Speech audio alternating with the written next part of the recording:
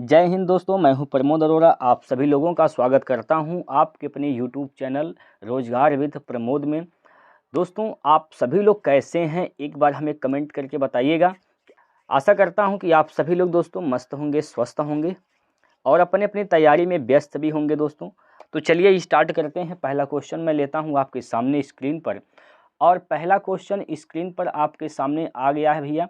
यहाँ पर एक बार सवाल को पढ़िएगा, आराम से पढ़िए, ध्यान से पढ़िए, कोई धांधली नहीं है, कोई दिक्कत की बात नहीं है, ठीक है।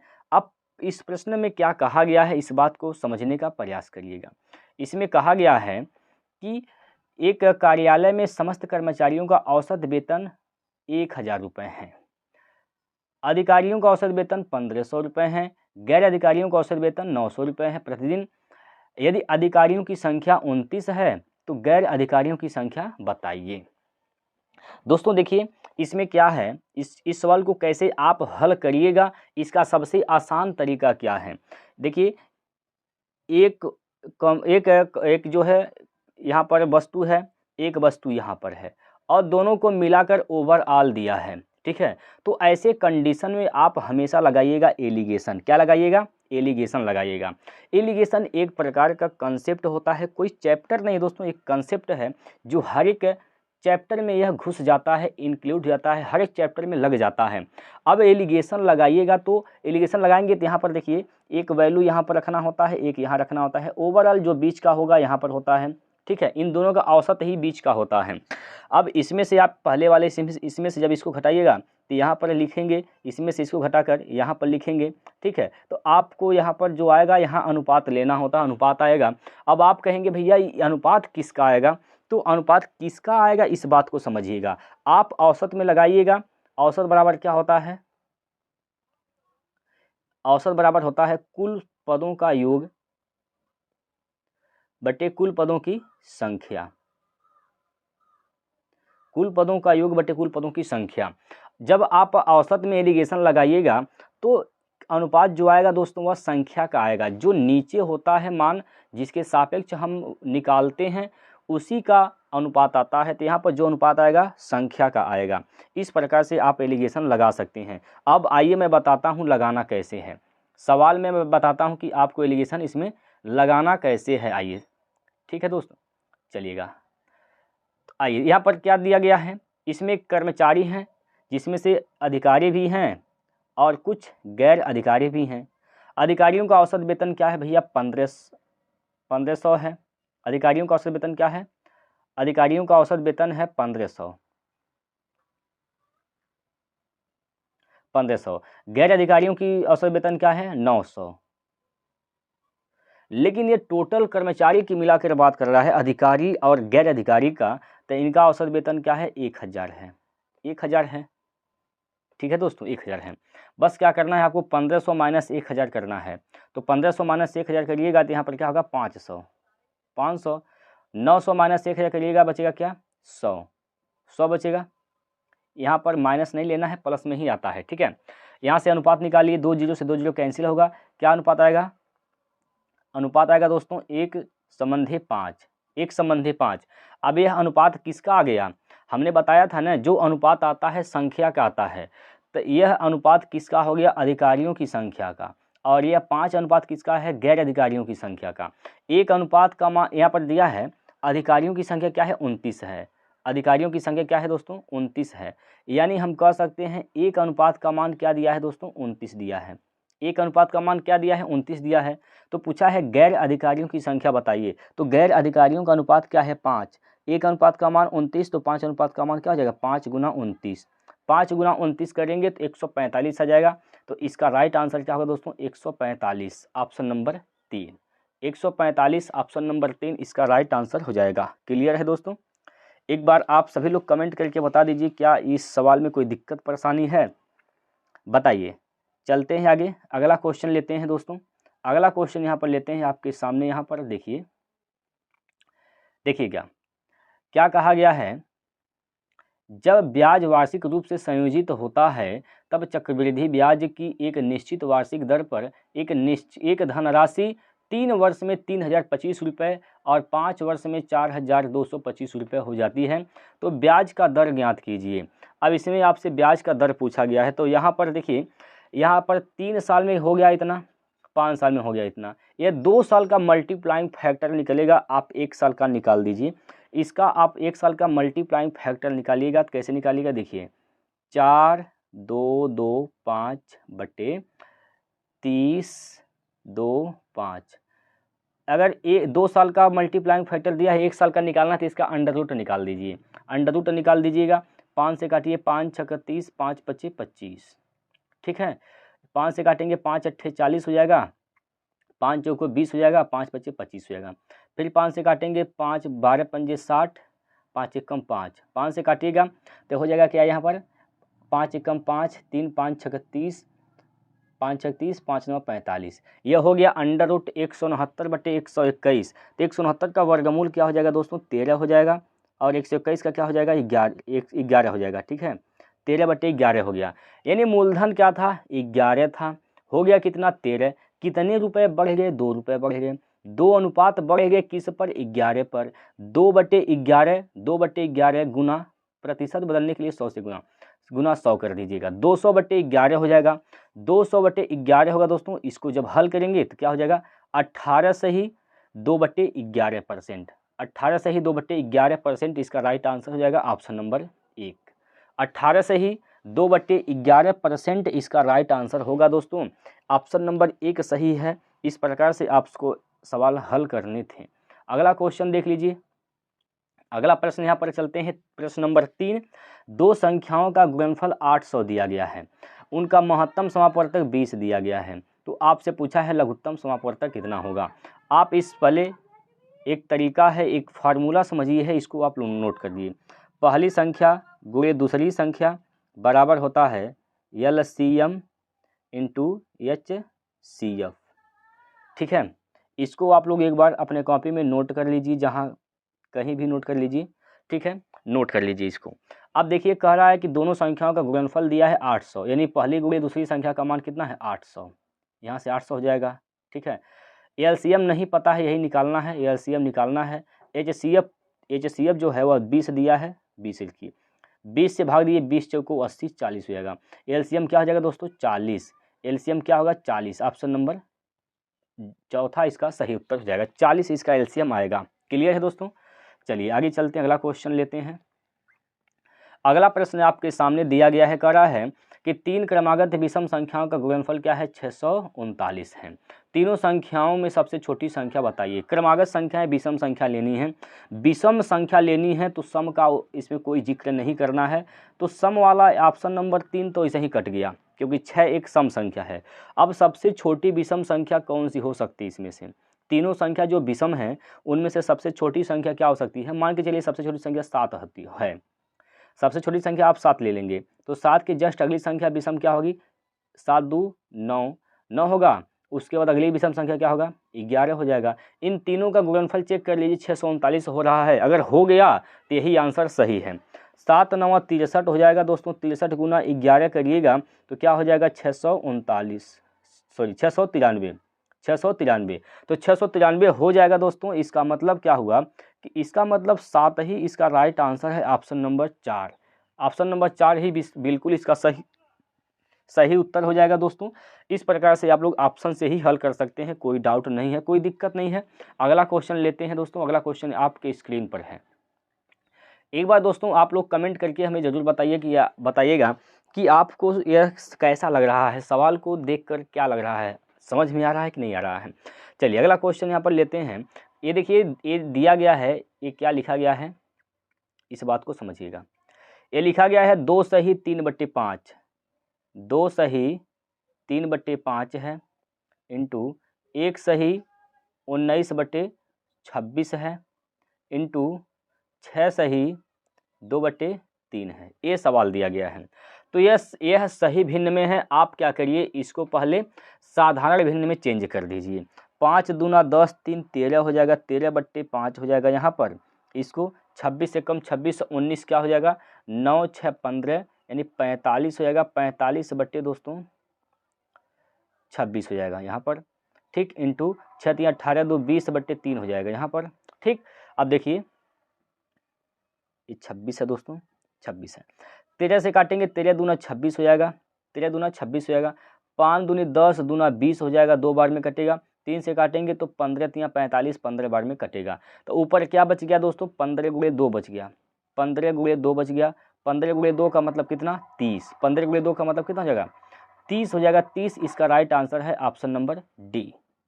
चौथा विकल्प इसका बिल्कुल सही है, 30 उत्तर सही आएगा। ठीक है दोस्तों, इसका आंसर क्या होगा दोस्तों, 30 होगा। अगला क्वेश्चन यहाँ पर आपकी स्क्रीन पर दिया गया है। अगला क्वेश्चन यहाँ पर आपकी स्क्रीन पर दिया गया है और इसका आप लोग जवाब बताइए क्या होगा आंसर, राइट आंसर क्या होगा। देखिएगा, पहले वर्ष में एक कस्बे की जनसंख्या दोस्तों 15% वृद्धि हो गई और अगले वर्ष में यह 10% घट गई। तीसरे वर्ष में यह पुनः 5% बढ़ जाती है। यदि वर्तमान जनसंख्या 80,000 है तब 3 वर्ष बाद शहर की जनसंख्या कितनी होगी। देखिए, आज अभी इस समय जनसंख्या क्या है दोस्तों, 80,000 है, 80,000 है। अब क्या हुआ, पहले साल 15% की वृद्धि हुआ यानी 115 हो गया, 115%, यानी 115/100 हो गया। क्लियर। और इसके अगले साल 5-10% की घटोत्तरी हो गई। यानी देखिए, जनसंख्या अपने आप में परसेंट में 100% होती है। 15% बढ़ा तो 115 हो गया, 10% घटा तो 90% हो जाएगा, यानी 90/100 हो जाएगा। इंटू 5% फिर से बढ़ गया तो 100 से 5 बढ़ा यानी 105 हो गया, 105/100 हो गया। क्लियर। यहाँ से देखिए 2 0 4 0 1 2 3 4 0 कैंसिल, 1 0 यहाँ से भी काट दीजिए और यहाँ से काटिए 2 से, 2 चौको 8 हो जाएगा, 2 से काटेंगे 2 पंजे 10 हो जाएगा, 5 से काटिएगा, 5 से काटेंगे तो यह हो जाएगा 5 दूना 10, 5 एकम 5, ये हो जाएगा 21 बार में कटेगा। ठीक है दोस्तों, अब ऊपर देखिए क्या बच गया, 4 115 9 121 बच गया। ठीक है, तो अब इसको जब आप हल करिएगा, देखिए सबसे पहला ये देखिए कि सभी के इकाई के अंक क्या है, शून्य है। सभी की इकाई के अंक क्या है, शून्य है। तो शून्य के बाद जो है अंक वह अलग अलग है। ठीक है दोस्तों, शून्य के बाद जो अंक है दोस्तों वह अलग अलग है। तो आप ये चेक करिए ना कि 0 के बाद जो अंक आएगा इसमें से क्या हो सकता है। अब देखिए 4 पंजे 20, ठीक है, 4 पंजे 20 होगा दोस्तों, यानी यहाँ पर 0 तो आ गया, 0 के बाद 0 को छोड़िए 2 बचा ना भाई, 20 में क्या है, 0 को आप छोड़ दीजिए, बचेगा 2, 2 का गुना 9 में कर दीजिए, 9 का गुना आप क्या कर दीजिए, यहाँ पर क्या करिए दोस्तों, देखिए यहाँ पर दोस्तों आप पहले गुना ही कर दीजिए। चलिए यहाँ पर क्या करिए दोस्तों, आप लोग गुणा कर दीजिए यहाँ से, तो देखिए क्या होगा, देखिएगा आप जब गुणा करिएगा दोस्तों, आप जब यहाँ पर गुणा करिएगा तो क्या होगा, यहाँ से देख लीजिए, यहाँ से देखिए भैया, यहाँ पर 5 का गुना कर दीजिए, यहाँ पर 4 115 गुना 4 कर दीजिए तो क्या हो जाएगा, 460 हो जाएगा, 460 होगा, गुना 9 गुणे 21 हो जाएगा। क्लियर है। अब देखिए यहाँ पर 9 चौको 36 होगा, 0 तो होगा करेगा, 0 के बाद यहाँ पर जो अंक आएगा वह क्या होगा, तो 9 9 छक्का 54, 9 छक्का दोस्तों 54, यानी 4 एकम 4, यानी 0 के बाद जो यहाँ संख्या आएगा वह 4 होगा। तो 0 के बाद 4 जो होगा वही राइट आंसर हो जाएगा, 0 के बाद जिसमें 4 रहेगा वही राइट आंसर होगा। अब यहाँ पर देखिए ये तो नहीं हो सकता, 0 के बाद 9 है, 0 के बाद 8 है, 0 के बाद 5 है दोस्तों, एक ही ऑप्शन है, 0 के बाद 4 है, ऑप्शन नंबर 2। तो ऑप्शन नंबर 2 ही इसका राइट आंसर हो जाएगा। क्लियर है। तो इस प्रकार से आप लोग दिमाग लगा सकते हैं, कैलकुलेशन से बच सकते हैं। ठीक है, बाकी गुणा भाग तो दुनिया करेगी, आपको उनसे अलग करने हैं, कुछ अलग करेंगे तभी आप बेहतर परफॉर्मेंस दिखा सकते हैं। तो आपको कहीं ना कहीं एडवांस सोचना पड़ेगा। चलिए आगे चलते हैं, अगला क्वेश्चन। और एडवांस कब सोच सकते हैं दोस्तों, जब आप ज़्यादा से ज़्यादा प्रैक्टिस करें। ठीक है, तो प्रैक्टिस करा ही रहे हैं हम, तो हमारे साथ बने रहिए। ठीक है, चलिए 68,000 रुपये को 1/2, 1/4 और 1/16 के अनुपात में ABC में विभाजित किया जाता है। सबसे बड़े और सबसे छोटे भाग के बीच का अंतर क्या होगा। सबसे पहले दोस्तों आप ये समझिए, कभी भी अनुपात बटे में नहीं होता है, तो आप बटे से पहले इसको हटा दीजिए। बटे से कैसे हटाएंगे, 1/2 है, 2 4 नीचे वाला जो है ना संख्या 2 4 16, 2:4:16 का ले लीजिए आप अनुपात, 2:4:16 का क्या ले लीजिए दोस्तों, सॉरी लघुत्तम ले लीजिए। तो इसका लघुत्तम क्या होगा 16, 16 से गुना सभी में कर दीजिए, 16 से गुना करेंगे इसमें जब 1/2 में तो क्या हो जाएगा यहाँ पर 8 हो जाएगा, यहाँ पर क्या होगा दोस्तों 8 हो जाएगा। 16 से गुना जब करेंगे 1/4 में तो यहाँ पर क्या हो जाएगा 4 हो जाएगा। 16 से गुना जब करेंगे 1/16 में तो यहाँ पर क्या होगा दोस्तों, सॉरी 5/16 में तो यहाँ पर 5 हो जाएगा। क्लियर है। तो जो अनुपात आ गया वह 8:4:5 के अनुपात में हो गया। इन सभी का योग क्या होगा, इन सभी का योग क्या होगा दोस्तों 8:4=12, 12:5=17, यानी 17 अनुपात का मान क्या है दोस्तों दिया है, 17 अनुपात का मान 68,000 दिया है, 68,000। तो एक अनुपात का मान निकालिएगा, एक अनुपात का मान क्या होगा दोस्तों 4000। एक अनुपात का मान दोस्तों 4000 होगा। सबसे बड़े भाग और सबसे छोटे भाग के बीच का अंतर पूछा गया है। सबसे बड़ा भाग क्या है दोस्तों 8, सबसे छोटा भाग क्या है 4, इनके बीच का अंतर क्या होगा दोस्तों 4 होगा। तो एक का मान 4000 है तो 4 का मान क्या हो जाएगा 4 से गुना कर दीजिए, 4 चौको 16,000। तो इसका राइट आंसर क्या होगा दोस्तों 16,000। 16,000 किस में है, ऑप्शन नंबर 2 में है, तो यही इसका राइट आंसर हो जाएगा 16,000। क्लियर है। आगे चलते हैं, अगला क्वेश्चन देखिए। अगला प्रश्न यहाँ पर दिया गया है दोस्तों, आपके सामने है, एक बार पढ़िए। कह रहा है कि वर्तमान में ए बी से 8 वर्ष छोटा है। यदि 4 वर्ष पहले उनकी आयु एक संबंधित 2 के अनुपात में थी तब बी की वर्तमान आयु कितनी है। तो आप इस प्रकार के सवाल को ऑप्शन से ही हल कर दीजिए। सबसे बेहतर होता है, सबसे बेहतर है जिसे ए है और बी है, 2 जना है ए और बी है। ठीक है। कहा है कि बी की वर्तमान आयु ज्ञात कीजिए, यानी बी का वर्तमान आयु क्या है। अब ये जो ऑप्शन दिया गया है बी की ही वर्तमान आयु दिया गया है। मैं ऑप्शन ले लेता हूँ ए। मैं मानता हूँ कि बी की वर्तमान आयु क्या है दोस्तों, बी की वर्तमान आयु मैं मान लेता हूँ कि बी की वर्तमान आयु है दोस्तों 12। वर्तमान आयु 12 है तो ए 8 साल छोटा है, यानी ए क्या है दोस्तों 4 साल का है। 4 साल पहले और जाइएगा, 4 साल पहले जाइएगा तो अनुपात क्या होना चाहिए था इसका अनुपात क्या होना चाहिए, एक संबंधित 2 के अनुपात में। 4 साल जब पहले जाएंगे तो ए तो बिल्कुल खत्म हो जाएगा, 0 हो जाएगा। तो 0 नहीं होना चाहिए, एक संबंधित 2 के अनुपात में होना चाहिए। तो यहाँ से 0 हो रहा है, इसका मतलब ऑप्शन नंबर ए इसका सही नहीं हो सकता है। क्लियर। तब क्या करिएगा, अब जब ए नहीं सही है तो आप बी को ले लीजिए। मान के चलिए बी की जो वर्तमान आयु है वह 20 साल है, 20 साल। ए क्या है 8 साल छोटा है तो ए कितना होगा 12 साल होगा, 12 साल होगा। 4 साल पहले इसमें से 4 साल घटेगा, इसमें से भी 4 साल घटेगा। 4 साल घटाइएगा तो ये हो जाएगा 8, ये हो जाएगा क्या 16। 4 साल पहले इनका जो आयु का अनुपात है दोस्तों वह एक संबंधित 2 के अनुपात में। देखिए 8 एकम 8, 8 दूना 16, एक संबंधित 2 के अनुपात में आ रहा है। ठीक है। तो यही इसका राइट आंसर हो जाएगा, ऑप्शन नंबर बी। सेटिस्फाई हो रहा है, इसका मतलब यही ऑप्शन जो है बी इसका राइट आंसर हो जाएगा। क्लियर है दोस्तों। तो इस प्रकार से आप लोग ऑप्शन से भी सवाल को हल करने का प्रयास करिए। ये ज़रूरी कभी नहीं है कि आप मेथड से लगाइए, ये ज़रूरी है, सबसे ज़रूरी तो यह है दोस्तों आप परीक्षा में सवाल लगाते समय समय कैसे बचाएंगे, ये ज़रूरी है। तो वही चीज़ मैं आप लोगों को सिखा रहा हूँ, तो आप लोग सीखिए। चलिए अगला क्वेश्चन है दोस्तों, यहाँ पर देखिए प्रश्न में क्या कहा गया है कि के किस मान के लिए संख्या 3, 5, 7, 2 के 4 9 से पूर्णतः विभाजित होगा। तो कहने का मतलब यहाँ पर है 9 का विभाज्यता का नियम का जो सवाल पूछा गया है, 9 से विभाज्यता का नियम का सवाल है दोस्तों। 9 से विभाज्यता का नियम आपको आने चाहिए, 9 ही नहीं जितने भी विभाज्यता के नियम हैं सभी आपको आने चाहिए। 9 का विभाज्यता का नियम क्या होता है, सभी अंकों का योग यदि 9 से कट गया तो पूरी संख्या 9 से कट जाएगी। और एक तरीका मैंने बताया है आप लोगों को कि जहाँ अंकों को जोड़ने के बाद 9 बनता है बस उसको समाप्त कर दीजिए, उसको समाप्त करिए। यहाँ जैसे 7 2 9 बन रहा है, ख़त्म हो गया। 5 4 9 बन रहा है, ख़त्म हो गया। क्या बच गया यहाँ पर 3 बच गया और प्लस के बच गया बटे 9। यानी आप के की जगह क्या रख देंगे इस ऑप्शन के हिसाब से कि वह 9 से कट जाएगा, पूरा पूरा कट जाए। आप के का मान क्या रखेंगे, तो के का मान अगर आप 6 रख दीजिए दोस्तों, अगर के का मान आप 6 रखेंगे तो 6 3 9 होगा, 9 से 9 पूरा पूरा कट जाएगा। तो के की जगह क्या होगा के की जगह दोस्तों क्या होगा, तो के की जगह दोस्तों होगा 6, ऑप्शन नंबर 3। के की जगह होगा दोस्तों 6, ऑप्शन नंबर 3। क्लियर है दोस्तों। अगला क्वेश्चन चलते हैं, अगला क्वेश्चन पर चलते हैं दोस्तों। यहाँ पर प्रश्न नंबर 10 है और इस प्रश्न में क्या बोला गया है, क्या करना है, इस बात को समझिएगा।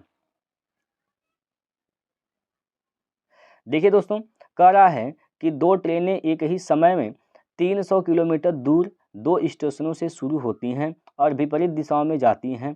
उनमें से एक 160 किलोमीटर की दूरी पर एक दूसरे को पार करती है। उनकी गति का अनुपात क्या होगा। अब देखिए दोस्तों, एक ही समय में वह चलना शुरू करते हैं, यानी समय क्या है, कांस्टेंट है। समय क्या है दोस्तों, कांस्टेंट है। अब देखिए एक ट्रेन यहाँ पर है, एक ट्रेन यहाँ पर है और एक ट्रेन दोस्तों यहाँ पर है, दो ट्रेनें हैं। इनके बीच की जो दूरी दिया गया है यह वह 300 किलोमीटर दिया गया है। एक ट्रेन यह है 160 किलोमीटर चल गई, यहाँ से यहाँ तक चल गई 160 किलोमीटर, 160 किलोमीटर चल गई, वो दूसरे ट्रेन को पार कर जाती है। तो इसका मतलब टोटल यहाँ से यहाँ तक की दूरी क्या है, 300, 160 पहली ट्रेन चल गई, तो यहाँ से यहाँ तक जाने में ये दूसरी ट्रेन कितना दूरी तय की होगी, 140,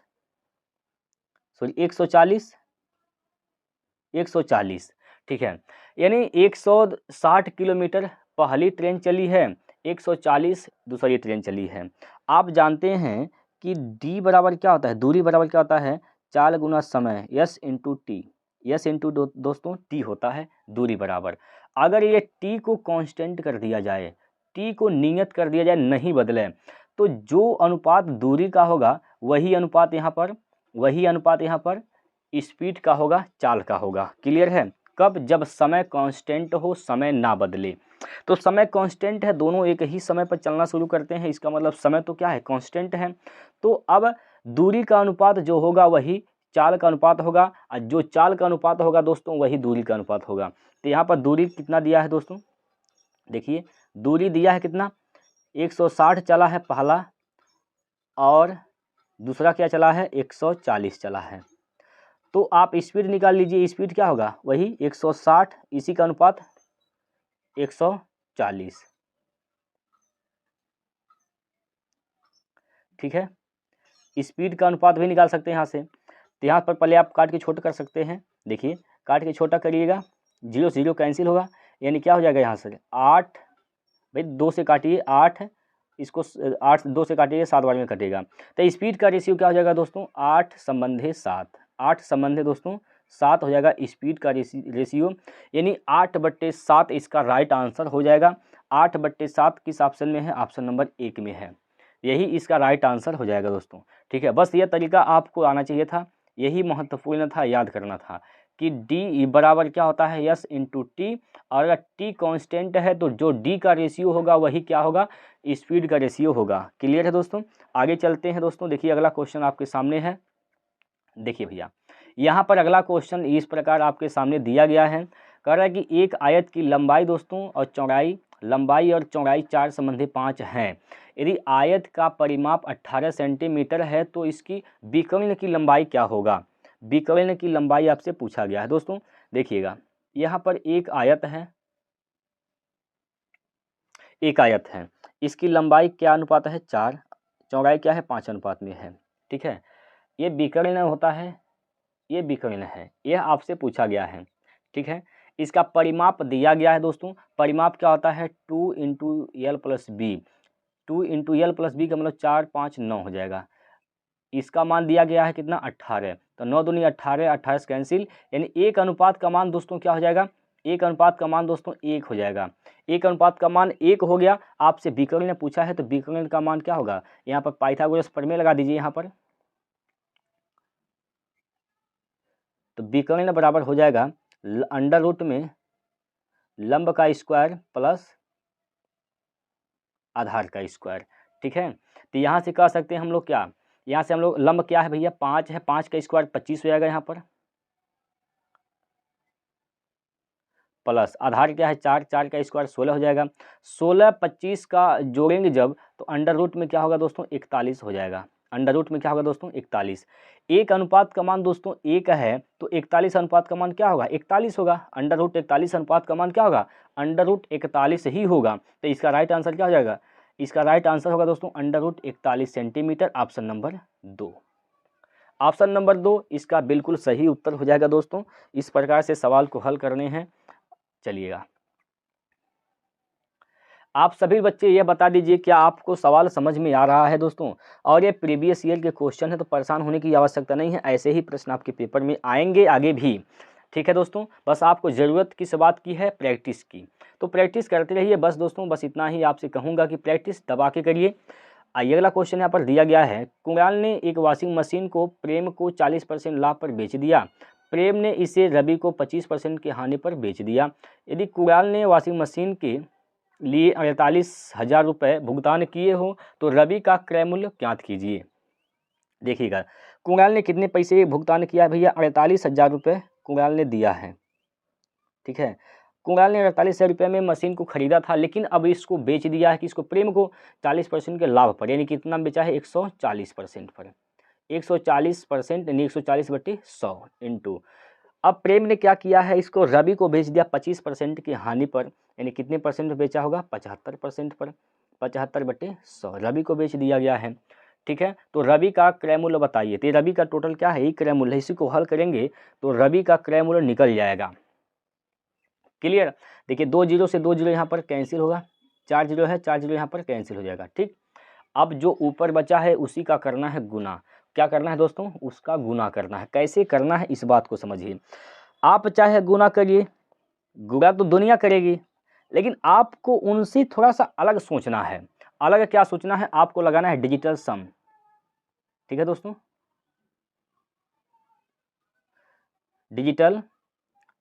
डिजिटल सम लगाना है दोस्तों। अब डिजिटल सम आपको आने चाहिए, डिजिटल सम आपको आने चाहिए। अगर आप चाहते हैं डिजिटल सम आप बेहतरीन तरीके से सीख जाएं, आप भी जान जाएं, तो नीचे कमेंट बॉक्स है, आप लोग कमेंट कर दीजिएगा। तो कमेंट जब करेंगे डिजिटल सम मैं आप लोगों को बेहतरीन तरीके से सिखा दूंगा दोस्तों। हर एक चैप्टर में लगने वाला है तरीका, तो आपको यह आने चाहिए। तो इसमें आप डिजिटल सम लगाइए। किसी का करते हैं?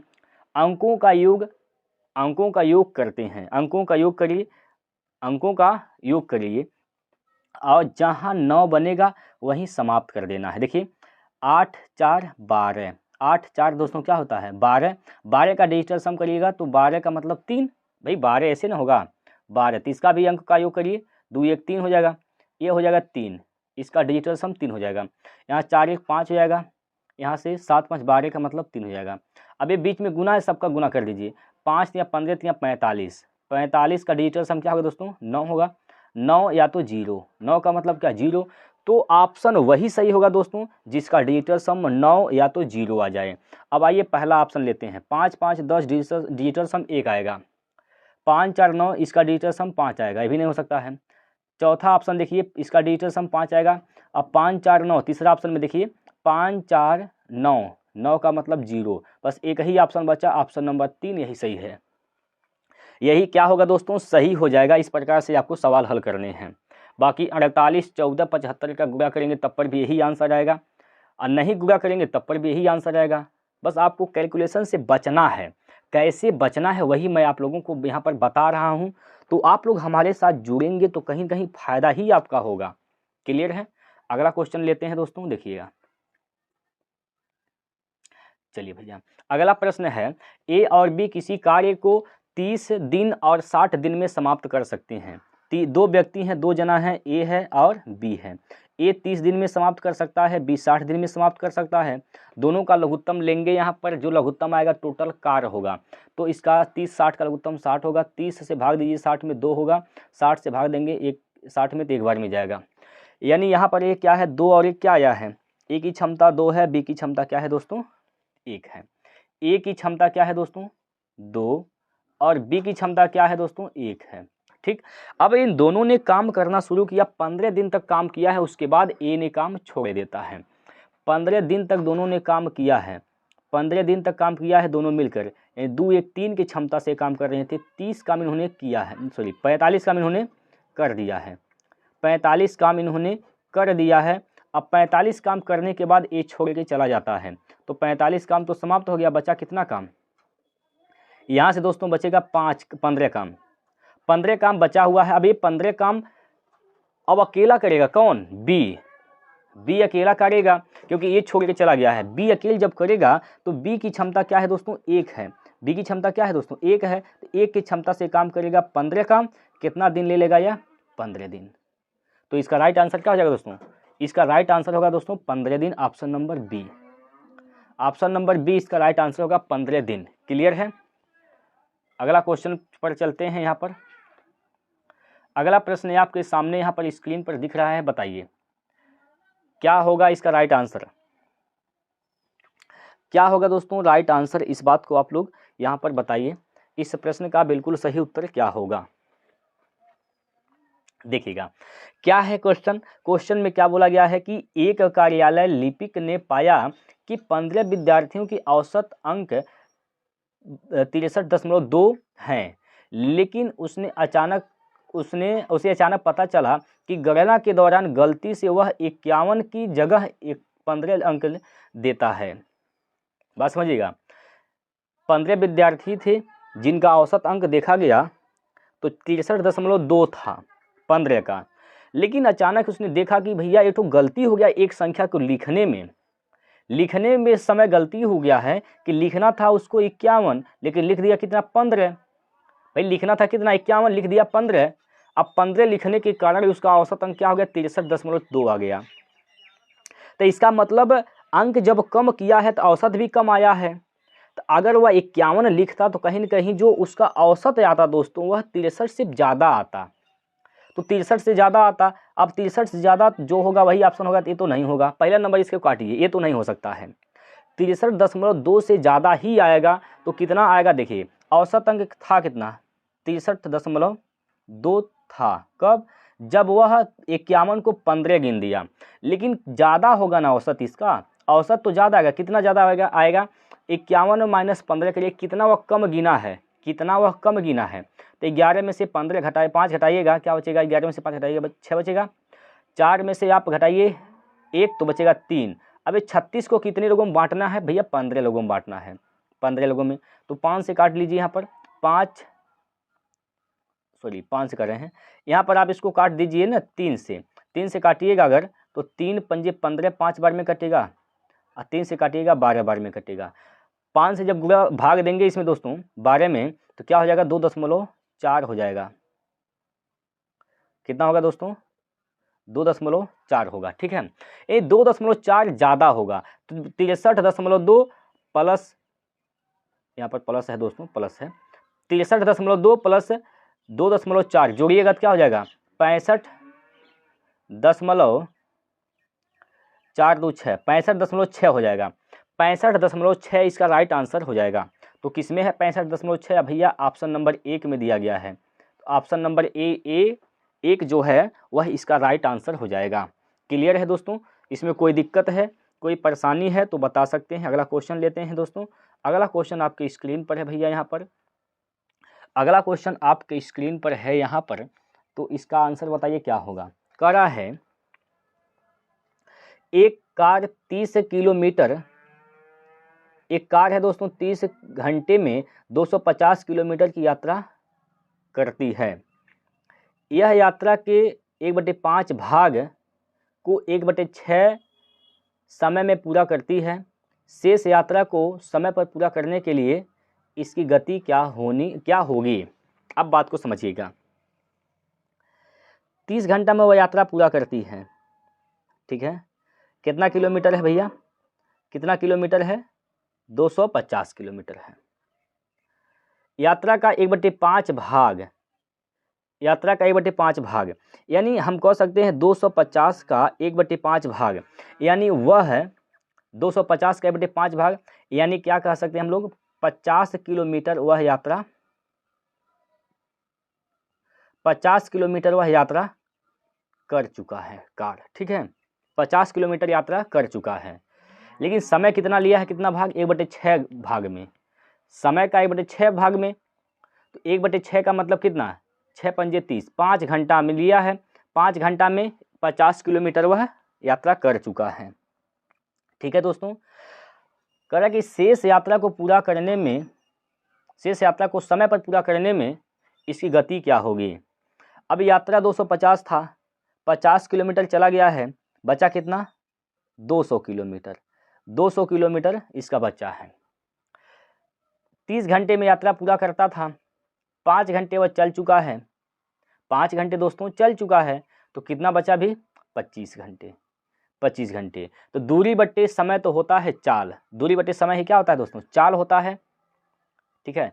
अब इसको काटिए, 25 से काटिए, 25 अट्ठे 200, 25 अट्ठे 200, यानी 8 किलोमीटर प्रति घंटा इसकी स्पीड होगी, ठीक है दोस्तों। 8 किलोमीटर प्रति घंटा इसकी स्पीड होगी।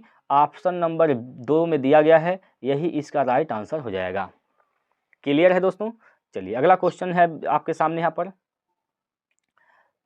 देखिए 3:8 और 2/7 का मिश्रित अनुपात 12 संबंधी यक्ष है, तो यक्ष का मान ज्ञात कीजिए।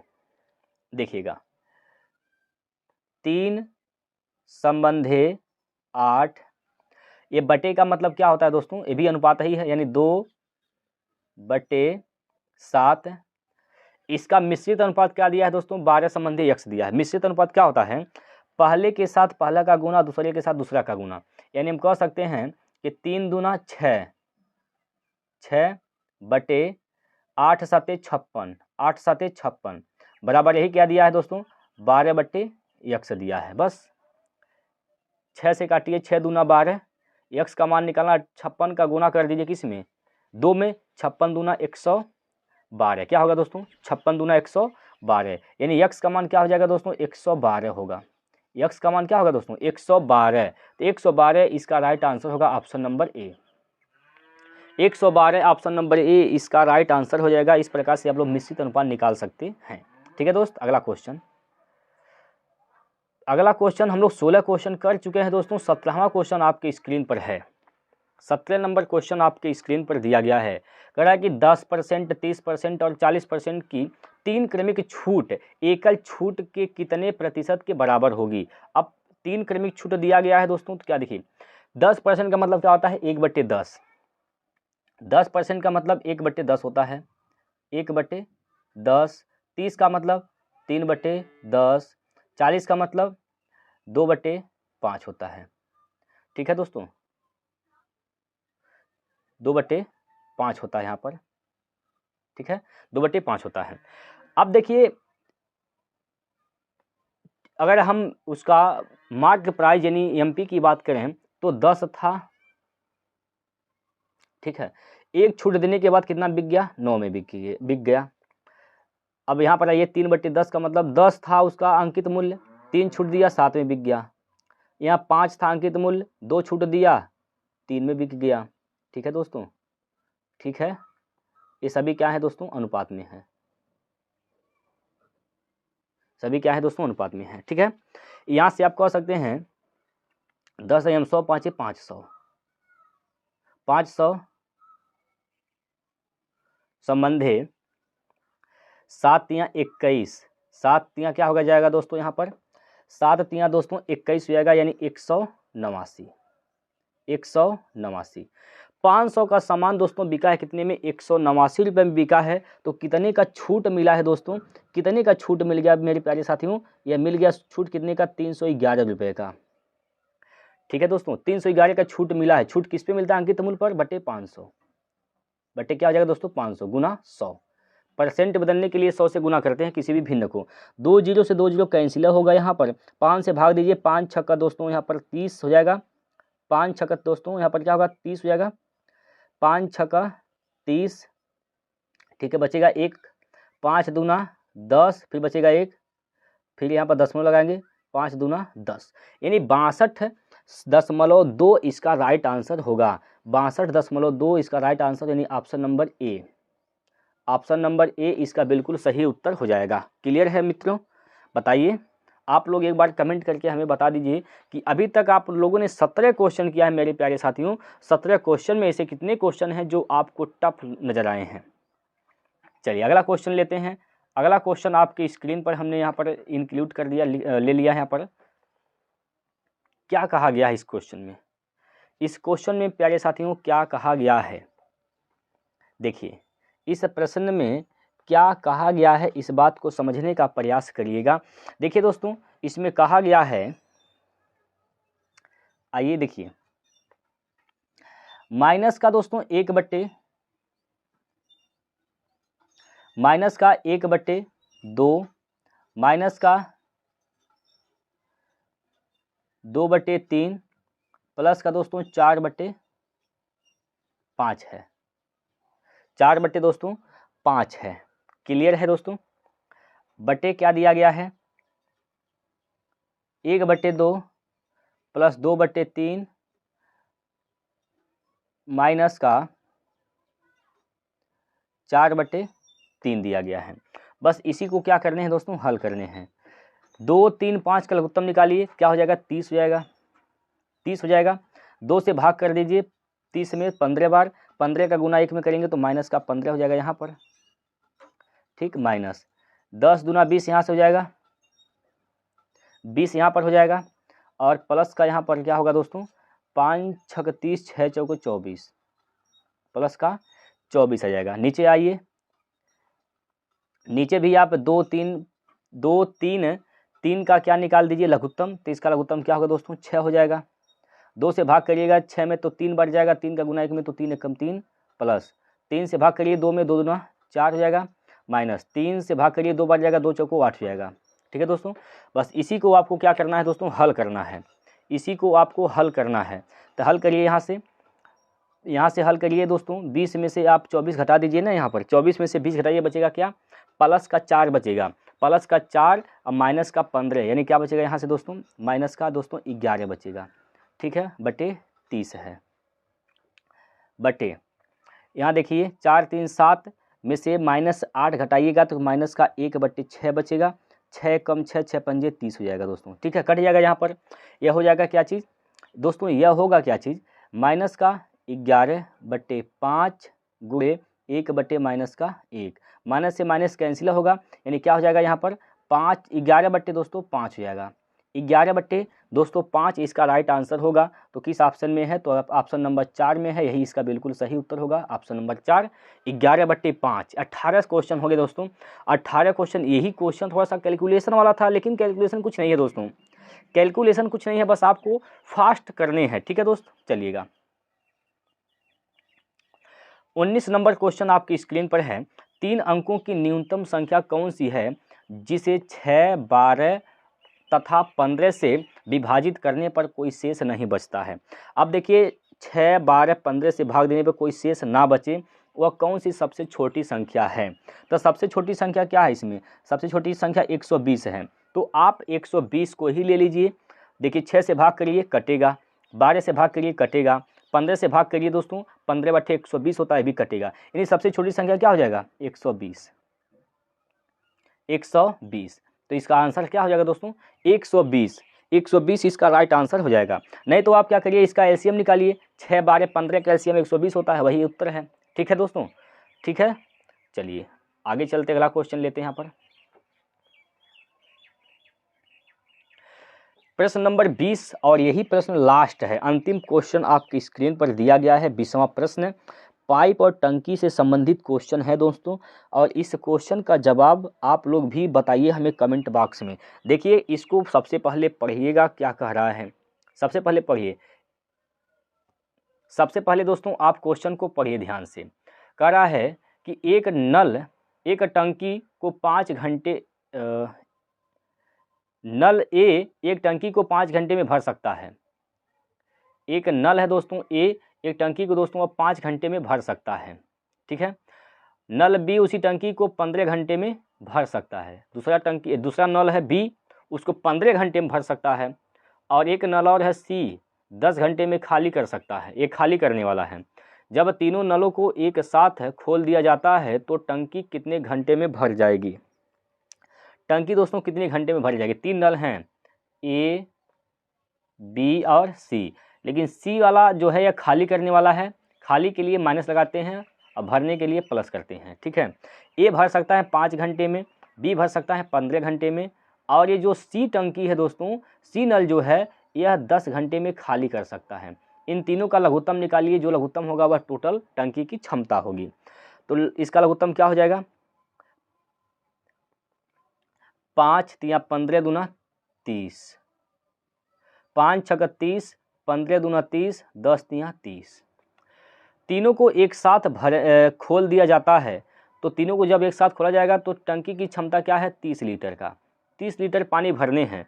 तीनों को जब एक साथ खोलेंगे तो ये 6 और 2 के हिसाब से भरा जाएगा, यानी 8 के हिसाब से भरा जाएगा, और ये जो 3 के अनुपात से खाली करेगा, 3 की क्षमता से क्या करेगा दोस्तों, खाली करेगा। तो 8 में से 3 घटा दीजिए, बचेगा क्या, 5। 5/6 करिए, सॉरी 5/30 करिए, 6 बार में जाएगा, यानी 6 घंटा लगेगा टंकी को भरने में। 6 घंटा इसका राइट आंसर है ऑप्शन नंबर 2। ऑप्शन नंबर 2 इसका राइट आंसर है दोस्तों, 6 घंटा। तो ये 20 प्रश्न थे दोस्तों। अब 20 प्रश्नों में से आप हमें यह बताइएगा कि कितने क्वेश्चन ऐसे हैं जो आपने लगाया है, खुद से लगाया है। 20 प्रश्नों में से कितने क्वेश्चन का आपने खुद से जवाब दिया है, नीचे कमेंट बॉक्स है दोस्तों, कमेंट में हमें ज़रूर बताइएगा। और हाँ दोस्तों, हम इसमें डेली प्रैक्टिस सेट लाते रहेंगे, डेली रोज़ हर दिन प्रैक्टिस सेट यहाँ पर मैथ का आता रहेगा, और हर एक क्वेश्चन प्रीवियस ईयर के ही होंगे प्यारे साथियों। तो आप लोग हमारे साथ जुड़िएगा, अच्छा लगेगा, कंटेंट अच्छा है, समझ में आ रहा है तो आप लोग वीडियो को शेयर करिएगा, चैनल को सब्सक्राइब करके रख लीजिए, बेल आइकन को प्रेस कर लीजिएगा दोस्तों। तो फिर हम लोग आगे मिलेंगे अगले सेट को लेकर। तो तब तक के लिए दीजिए इजाज़त। जय हिंद, जय भारत।